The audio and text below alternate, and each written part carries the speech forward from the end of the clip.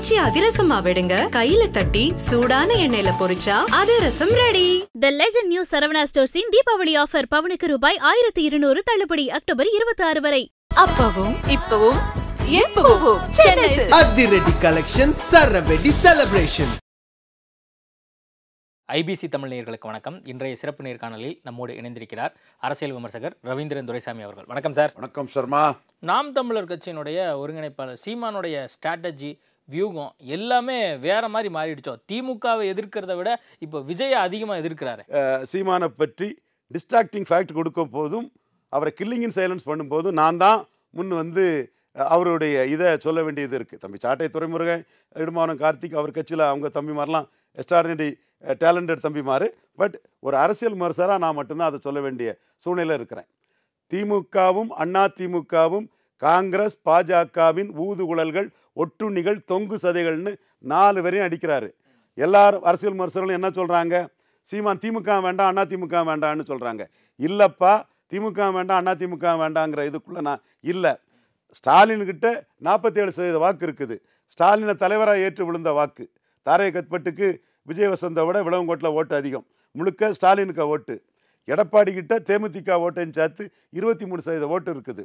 ஸ்டாலின் தலைமைக்கும் எடப்பாடி பழனிசாமி தலைமைக்கும் 70% ஓட்டு இருக்குது.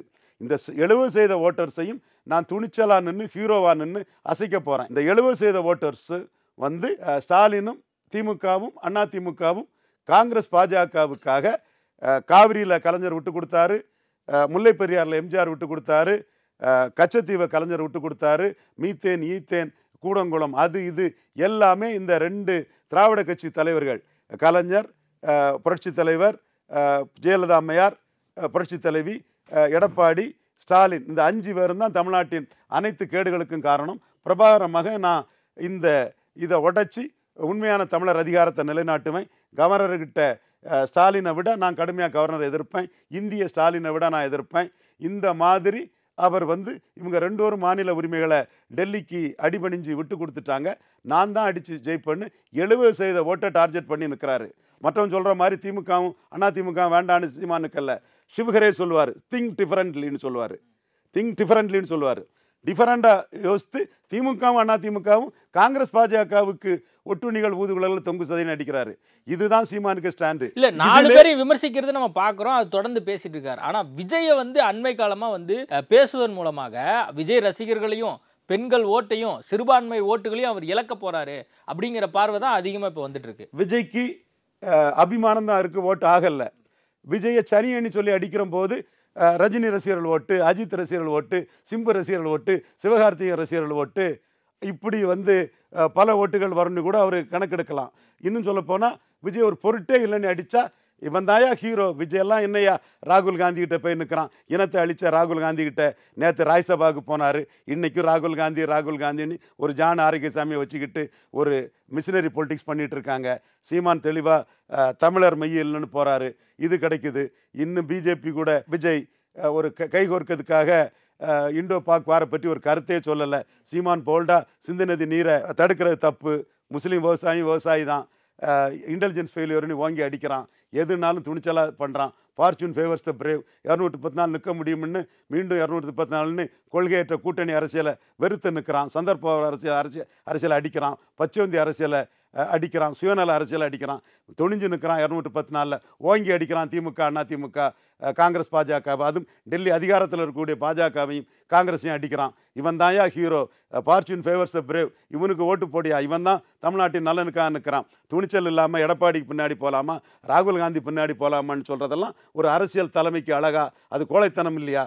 வீரனுக்கு ஓட்டு போடுவோன்னு சீமான் வந்து தன்னை முன்னிறுத்தி வெல் அகடா போயிட்டு இருக்கிறாரு. இல்லை, இப்போ முழுக்க விஜயை வந்து டார்கெட் பண்ணுறதுக்கான காரணம் வேற ஏதோ ஒரு ஃபோக்கஸ் வந்து மிஸ் ஆகிடுச்சு. திமுகவோட ரொம்ப சாஃப்ட் கார்னராக இருக்கிறாரு அப்படிங்கிற பார்வை தானே இப்போ எல்லாருமே வைக்கிறாங்க. சோஷியல் மீடியாவில் அது குறித்தான பார்வைகள், விமர்சனங்கள் நிறைய வர ஆரம்பிக்குது. அதுவும் குறிப்பாக வந்து சீமான் வந்து அவருடைய ட்ராக்கே மாறிடுச்சு அப்படிங்கிற விஷயங்கள்லாம் சொல்கிறாங்க. இது நல்லது தான். இந்த ட்ராக்கு இப்படிப்பட்ட செய்திகள் வர்றது நல்லது தான்.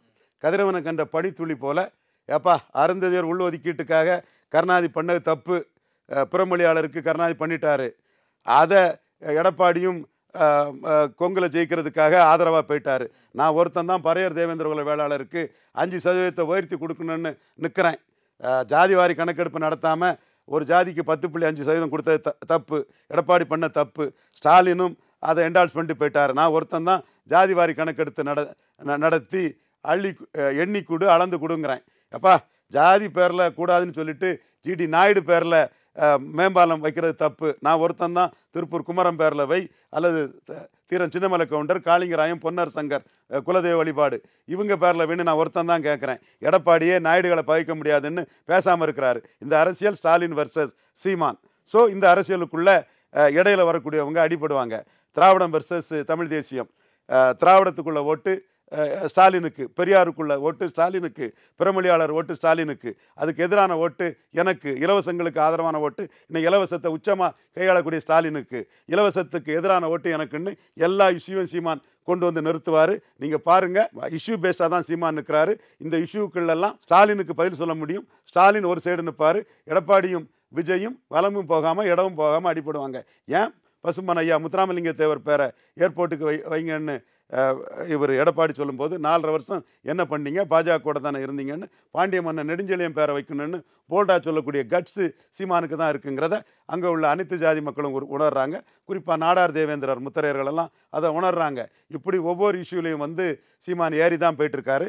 என்னோட நண்பர் சேலம் பாலசுப்ரமணியாலும் சரி, ஸ்ரேயா ஸ்ரீதரனாலும் சரி, பிராமண சமுதாயத்தை சேர்ந்த சாதாரண என்னோட நண்பர்கள்லாம் சீமான் அண்ணா தான் பாரதியாருக்கு பாரத ரத்னா ஏன் கொடுக்கலன்னு கேட்குறாரு, பாஜகவே கேட்கலங்கிற கருத்தை சொல்கிறாங்கன்னா, சீமான் மற்ற கட்சிகள் எடுக்காத இஷ்யூவெல்லாம் எடுத்து இது பண்ணுறாரு.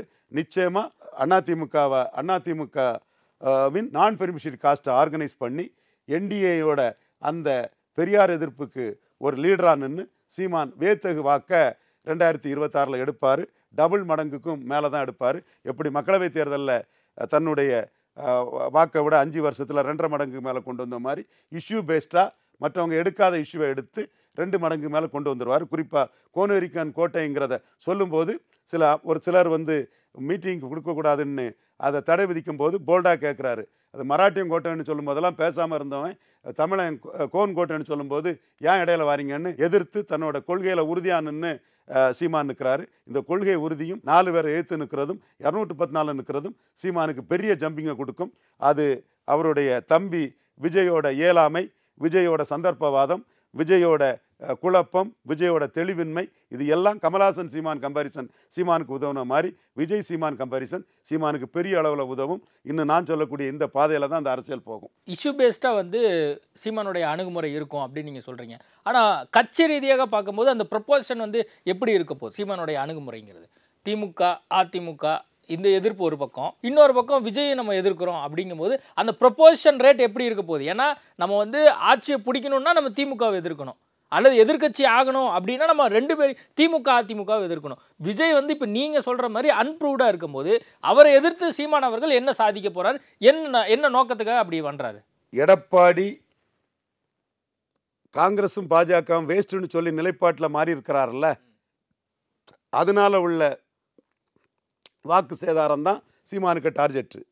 விக்கிரவாண்டியில் 10.5 பற்றி பதில் சொல்ல முடியாமல் போனார்ல, அதில் உள்ள நான்வன்னியர்கள் மத்தியில் சீமான் பெரிய ஹீரோன்னு நினைக்கிறது தான் சீமானுக்கு டார்கெட்டு. ஈரோடு கிழக்கில் தனக்கும் சீமானுக்கும் பெரிய வித்தியாசம் இருக்காதுன்னு களத்தை விட்டு ஓடினார்ல, அதில் உள்ள கெயின் தான் சீமானுக்கு டார்கெட்டு. அதே மாதிரி ஓபிஎஸ், டிடிவி, சசிகலா இவங்களை எதிர்க்கிறதுக்காக அந்த ஏர்போர்ட்டு பாரத ரத்னா பிரச்சனையில் எடப்பாடி குளறுபடி பண்ணார்ல, அதில் வஉசி, பாண்டிய மன்னன் நெடுஞ்செழியன், பாரதியார்னு சீமான் அரசியல் பண்ணுறாருல, அதுதான் சீமானுக்கு டார்கெட்டு. ஆர்கே நகரில் நோட்டா கீழே இந்துத்துவா பெய் தமிழ் தேசியம் எழும்பிச்சு இல்லை, அதே மாதிரி ஈரோடு கிழக்கில் 18% என்டிஏ போட்டி போட முடியாமல், நான் பாமகவை சொல்லலை, அந்த 4% பாமக விக்கிரவாண்டியில் நின்னாங்க, அவங்க கிங் தான் 2 பேராக ஆயிட்டாலும் கூட. அந்த மீதி 14% என்டிஏ ஓட்டு தான், களத்துக்குள்ளே வர முடியாத ஓட்டு தான் சீமானுக்கு டார்கெட்டு. ஸோ அதிமுக ஓட்டும் என்டிஏ ஓட்டும் பொருந்தா கூட்டணி தான் சீமானுக்கு டார்கெட்டு. இந்த டார்கெட் வெளியே வர்றதுக்கு அப்பப்போ பெரிய பாப்புலாரிட்டி வளையத்தில் இருக்கக்கூடிய அன்ட்ரஸ்டடு நாட் ப்ரூவ்டு விஜய் டீஸ் பண்ணால் பப்ளிசிட்டி கிடைக்கும், அவ்வளோதான். திமுகவோட அப்போ டீலிங் போட்டாரா அப்படிங்கிற பார்வை இருக்குல்ல? தாராளமாக திமுகவோட டீலிங் சொல்லுங்கள், பிஜேபி கூட டீலிங் சொல்லுங்கள், எல்லா டீலிங்கும் நீங்கள் தாராளமாக சொல்லலாம், அது உங்களுக்குள்ள உரிமை. இல்லை இப்போது திமுகவை வந்து ரொம்ப மென்மையாக அணுகிற மாதிரியும் அதிமுக பாஜக விஜய் ரொம்ப அக்ரெசிவாக அணுகிற மாதிரிலாம் இருக்குது. ஆக்சுவல் பொசிஷன் நீங்கள் எல்லாருமே தினகரன் ஓட்டு எடுத்ததுனால அத்தனை சீட்டு போச்சு இத்தனை சீட்டு போச்சுன்னு நீங்கள் சொல்லுவீங்க. சீமான் எடுத்த 6.5 யாருமே அங்கீகரிக்க மாட்டீங்க. இன்றைக்கும் நான் சொல்கிறேன், 26 இல்லை 31 சீமான் தனிச்சு நின்னா ஸ்டாலின் தான் சிஎம், அந்த குடும்பம் தான் சிஎம். 29 ஸ்டாலின் சீமான் தனிச்சு நின்னா ஸ்டாலினுக்கு தான் அது லாபம். அதை பற்றி சீமானுக்கு கவலை இல்லை. கன்ஷிராம் பாண்டியன் ஸ்டாலின் முதலமைச்சராக இருக்கிறத வந்து சீமான் அவர்கள் ஏற்கிறாரு. அதுவே எடப்பாடி பழனிசாமி ஒரு விவசாயி வந்து முதலமைச்சர் ஆகிறத சீமான் விரும்பல. எஸ், எடப்பாடியை என்கிட்ட ஆலோசனை கேட்க சொல்லுங்க, நான் ஸ்டாலினை தோக்கடிச்சு காட்டுறேன். இதுதான் சீமானோட எண்ணோட்டமாகவும் இருக்கு. என்கிட்ட ஆலோசனை கேட்க சொல்லுங்க, நான் ஸ்டாலினை தோக்கடிச்சு காட்டுறேன். எடப்பாடி தலைமையில் 2 ஜாதி சமூக நீதியை சூறையாடுறதுக்கு ஈர்ப்பு சக்தி ஏற்ற எடப்பாடி தலைமையில் எந்த காலமும் காஸ்ட் நியூட்ரல் இசைவேளாளரை தோக்கடிக்க முடியாது. ஸ்டாலின் 45% வாக்கு தாராளமாக எடுப்பார். நான் வெளிப்படையாக தானங்க சொல்கிறேன், மீண்டும் சொல்கிறேன், சிங்கம் மறைஞ்சிருந்து சண்டை போட்டதை யாரும் பார்த்துருக்க முடியாது. நரி நேருக்கு நேராக சண்டை போட்டதை யாரும் பார்த்துருக்க முடியாது. வெளிப்படையாக தானங்க சொல்கிறேன். எடப்பாடி என்கிட்ட கேட்க சொல்லுங்கள், என்கிட்ட ஆலோசனை கேட்க சொல்லுங்கள், ஸ்டாலினை தோக்கடிச்சு காட்டுறேன். எடப்பாடி தலைமையில் ஸ்டாலினை தோக்கடிக்க முடியாது. காஸ்ட் நியூட்ரல் அனைத்து ஜாதிகளுக்கும் பொதுவான இசைவேளாளர் ஸ்டாலினை 2 ஜாதி ஆதிக்கத்துக்கு அரசியல் பண்ணக்கூடிய தனக்கு வாக்களிக்காத ஜாதிக்கிட்டேயே தென் மாவட்டத்தில் சரண்டர் ஆகக்கூடிய எடப்பாடி தலைமையில் தோக்கடிக்கவே முடியாது. என்கிட்ட சொல்லுங்கள், நான் தோக்கடிச்சு காட்டுறேன். எடப்பாடி என்கிட்ட பேச சொல்லுங்கள், நான் தெளிவாக தான் சொல்லிட்டேன். சீமானை கூட என்னால் அதில் கன்வின்ஸ் பண்ண முடியும். பட் எடப்பாடி தலைமையில் அது நடக்காது. ஓகே, நிறைய விஷயங்கள் குறித்து பேசியிருக்கோம். நேர்காணல் கொடுத்ததுக்கு மிக்க நன்றி. நன்றி சர்மா. ஆச்சி அதிரசமா விடுங்க, கையில தட்டி சூடான எண்ணெயில பொரிச்சா அதிரசம் ரெடி.